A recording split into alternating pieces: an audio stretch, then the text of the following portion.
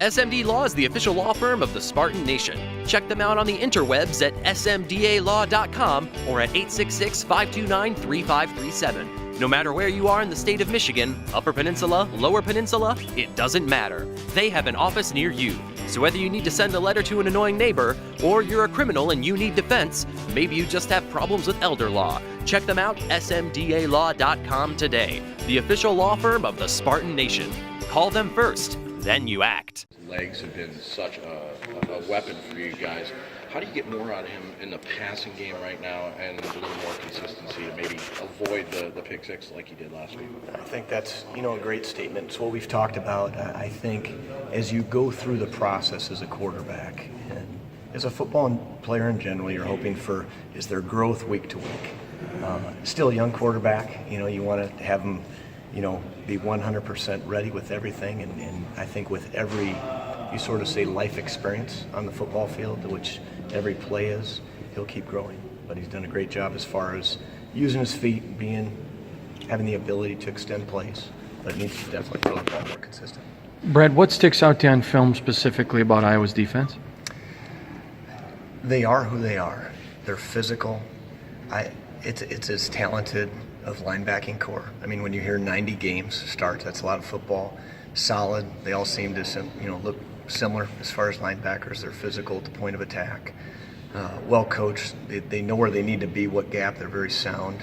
And so it's always a battle. A battle up front in the trenches, really on both sides of the football for us this Saturday. Brad, how much do you and Brian talk about, when it's okay to try and make a play, when it's maybe a better idea to go ahead and take the sack or throw a ball away?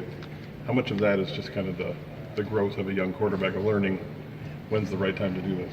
Talk about it every day, every play. When he's got opportunities to escape. Is there times where you need to sort of, we say, exit safely, and get yourself down, or there's certain times, at the end of plays too. I think those are the things we kind of said after Sunday, Brian and I, just the finish of plays, just critical decisions that you make. Do you force a throw? Sometimes you say yes, and a guy makes a throw and makes a play, but sometimes you say no. And so he's got to make great decisions at the finish of a play, especially I think when they become broken down and just keep growing. Yeah, is that one of the, let's say, probably the more critical part of a young quarterback? Is it just takes a little bit of time to learn those things as you go through them, right? It really is, and like I said earlier, I really do think football is a life experience. Every play that you get out here, maybe if you're a backup or if you're on scout team as a freshman, you need to take value in those things and keep growing. It's a process every day as a quarterback, but he's shown growth as he's been here for 3 years and really each week. And we're going to continue to see him move forward and keep raising his level every week. When you see the ability he has to spread the ball around as well, and also getting the backs involved in the passing game, is there do you want him to try to do that more often, or is that just based on receivers coming and making that next step to gain a trust?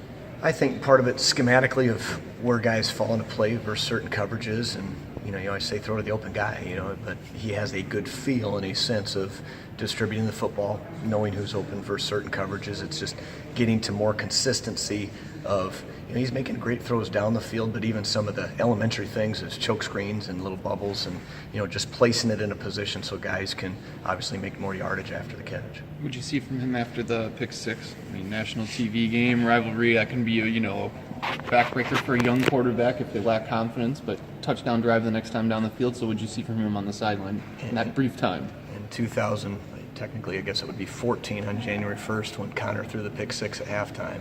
Same. Come over, knows he did it, didn't want to do it. Obviously as a quarterback, he didn't need to be told not to do it. And so, obviously poor decision, and he's going to learn and grow from it. But the one thing about him is he doesn't get rattled. Connor Cook was that way. Very similar in that capacity, and I think that helps as a quarterback to be able to handle the adversity that's just a reality with the position. For those comparisons, because Mark talked about this yesterday, he throws some Connor in there, he throws some Kirk in there, he throws all these, Hoyer. How does Brian, I guess, cope with some of those comparisons right now? Because that could be tough for a guy to hear those names and think, I got to live up to that. He's a very humble person. and so I don't think he takes those in the wrong way. He definitely is sort of shocked when people say that, because he has very much an appreciation for what has come before him. There's been some excellent quarterbacks, who have done phenomenal things here at Michigan State, and so he just hopes to continue in that capacity. On the pick six, he said that he kind of predetermined where he was going to go with the ball. Is that a problem you've seen with him, or just kind of a one-off thing? Part of youthfulness, you maybe anticipate something that could happen. The corner did a nice job of just hanging and baiting him a little bit and jumping it, and those, are things that you're going to see another thing at game speed, and you're going to learn from that mistake, hopefully the next time. Brad, this is a question more about the future, but several defensive players have oohed and awed about Rocky on scout team and what he's done, especially last week. I guess there was a couple of throws he made. What is it about that? Because you don't hear a whole lot of talk about scout team freshman quarterback. What is it about Rocky? Just kind of the way he carries himself, and I think he has thrown the ball very well, very well. He's strong, he's big-bodied. He's learning, as he goes through this process, and ultimately, really, he's a four-sport high school athlete. And he kind of joked with me the other day. It was really the first time he just kind of has thrown the ball all summer, all the way through fall, and he'd jump into wrestling when that started. And really, he has not thrown year-round. He's not been one of those guys that's done 7-on-7 tournaments and those things. So you're going to continue to see growth. He's a guy that asks questions. He's a guy that wants to know not what, but why. Why are we calling it this way, or why? Who do I read? And just really having an understanding of football. And obviously that helps coming from a coaching family. But he's done really a very nice job this fall as a freshman. Did you want to get Messiah some reps before Big Ten season started? You'd like to get both those guys reps. Really Damian and Messiah, battling at that spot and preparing themselves they go in an instant. And so every rep in practice, we try to sprinkle things around each week just so they're getting different reps with different people, because it becomes limited once the season starts. So it's a lot of mental reps. Right now, as Brian's taken obviously the majority of the reps during the week to continue to grow as a starter. But those guys, you'd like to get reps, it just wasn't able to happen. Is that a tough call, especially like late in the game, where Brian hadn't had really a lot of full game reps. Like last week, you keep him in there late. Is that? And that was maybe an opportunity, but we just kind of felt like Brian's still young. Here's another 2-minute opportunity. You got to get with receivers and timing on the same page, and you'd obviously like to get everybody in for game reps, but you got to continue to grow the guy that's in there too. Speaking of some of those receivers, you guys like what you saw to Hunter Rison late in that play in the game? Seemed like he looked as fast as he probably has at some point. Yeah, he did a nice job, and that's different too for us, that you got a quarterback, young in a sense with 3 years, but he's throwing with 3 guys that just showed up here. And so he's still trying to get on the page and in rhythm with them. And it was neat to see Hunter, what he did last week, and you just hopefully in the same vein with him and the other freshman receivers, just really continue growth as individuals and players and see us grow as a team each week. When the middle of the field's open, is it different when Rison is getting there quicker? Is it me, or is he getting there quicker than other people when he runs that?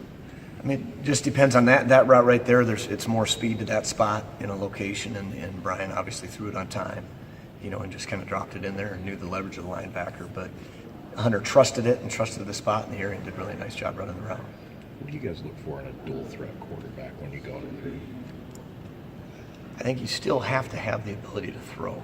You want a guy that, I go back to one thing, and it's accuracy. As you're recruiting a quarterback, and then we maybe say, not so much dual threat, but do you have the ability to extend plays? And you're sort of seeing that in this day and age with quarterback. You need guys that have the ability to, when things break down, can they get on the move and make something happen? And still within the scope of the offense, structurally, do they understand concepts and throw to open people and do the things you need to? But it definitely gives you a different dynamic when you have someone that has the ability to run.